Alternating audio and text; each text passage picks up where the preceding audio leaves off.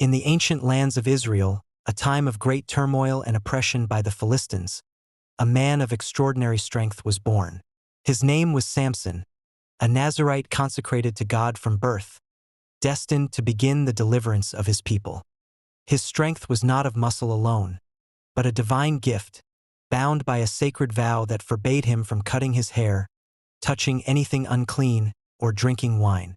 Samson grew, and the Spirit of the Lord began to stir in him. He was a man of impulsive passions, often drawn to the Philistine women, much to the dismay of his parents.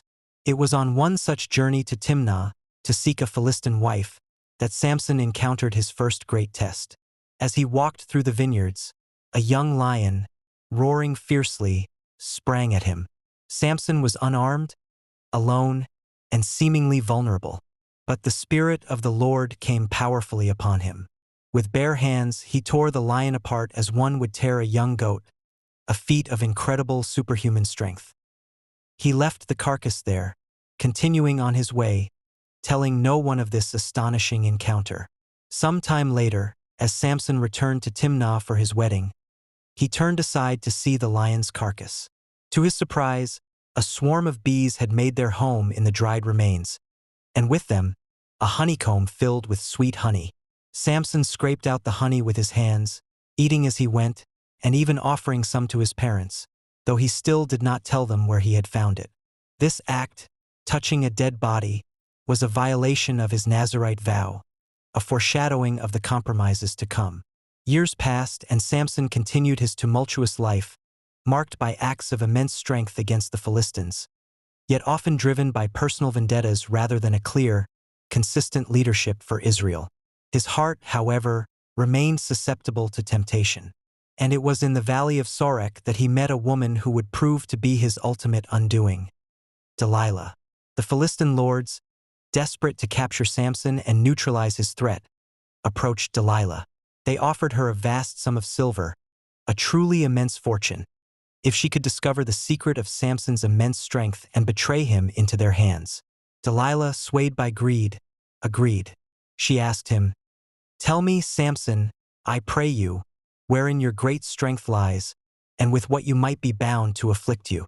Samson replied playfully, "If they bind me with 7 fresh bowstrings that have not been dried, then I shall become weak and be like any other man." Delilah, ever eager for the silver, did as he said.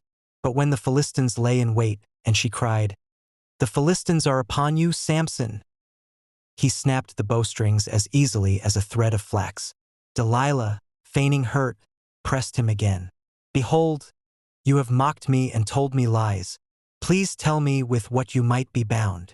Samson told her, "If they bind me fast with new ropes that have never been used, then I shall become weak and be like any other man." Again, the ropes were no match for Samson. He broke them from his arms like threads. Delilah, growing impatient but still driven by the promise of wealth, persisted. "How can you say, 'I love you,' when your heart is not with me? You have mocked me these 3 times, and have not told me wherein your great strength lies." Day after day, she pressed him, nagging him until his soul was vexed to death. Finally, worn down by her relentless pleas, Samson revealed the truth, the sacred secret of his Nazarite vow. "A razor has never come upon my head, for I have been a Nazarite to God from my mother's womb. If I am shaved, then my strength will leave me, and I shall become weak and be like any other man." Delilah knew this was the truth. She sent for the Philistine lords, knowing her betrayal was complete. While Samson slept on her lap, she called for a man to shave off the 7 locks of his head. And as his hair was shorn, his strength departed from him. When she cried, "The Philistines are upon you, Samson," he awoke, thinking he would shake himself free as before. But the Lord had departed from him. The Philistines seized him, gouged out his eyes, and took him down to Gaza. There, they bound him with bronze chains, and he was forced to grind grain in the prison. The mighty Samson, once a symbol of divine strength, was now blind, enslaved, and humiliated, a tragic figure brought low by his own weaknesses and the treachery of a woman he loved. His story stands as a powerful testament to the consequences of compromise and the devastating impact of betrayal.